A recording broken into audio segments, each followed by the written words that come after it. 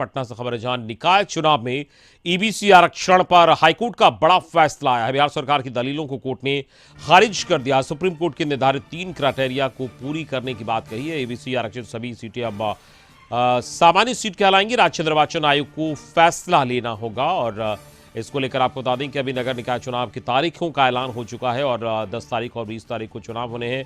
और इससे पहले हाईकोर्ट का ये जो फैसला है इसको लेकर कई तरह की बातें हो रही। राज्य निर्वाचन आयोग को इस पर फैसला लेना होगा। हाईकोर्ट का बड़ा फैसला है। बिहार सरकार की दलीलों को कोर्ट ने खारिज कर दिया है। सुप्रीम कोर्ट के निर्धारित 3 क्राइटेरिया को पूरा करने की बात कही गई है और ईबीसी आरक्षित सभी सीटें अब सामान्य सीट कहलाएंगी। राज्य निर्वाचन आयोग को इसमें फैसला लेना होगा।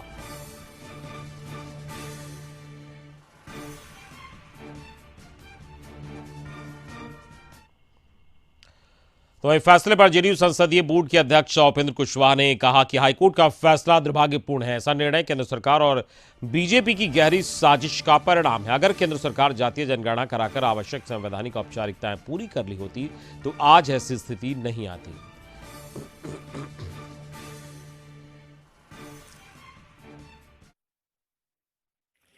पटना उच्च न्यायालय द्वारा अभी फैसला हुआ है कि बिहार में जो नगर निकायों का चुनाव चल रहा है उसमें अति पिछड़ा का आरक्षण समाप्त होना चाहिए और समाप्त करके बिहार की सरकार फिर से नोटिफिकेशन जारी करे तब चुनाव कराए। तत्काल सब चुनाव को रोक दिया गया है।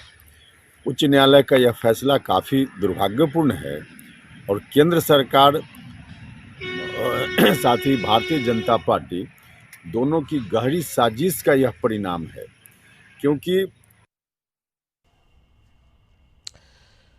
सुशील मोदी का सीएम नीतीश पर हमला हुआ। हाईकोर्ट के फैसले को लेकर निशाना साधा। सुशील मोदी ने नीतीश को जिम्मेदार ठहराया है। नीतीश ने नगर निकाय चुनाव में ईबीसी को आरक्षण से वंचित किया, यह आरोप उन्होंने लगाया है और इसको लेकर हमला बोला। तो सुशील मोदी का सीएम नीतीश पर हमला हुआ। हाईकोर्ट के फैसले को लेकर यह निशाना साधा है। सुशील मोदी ने नीतीश को जिम्मेदार ठहराया है और कहा कि नीतीश ने नगर निकाय चुनाव में ईबीसी को आरक्षण से वंचित कर दिया।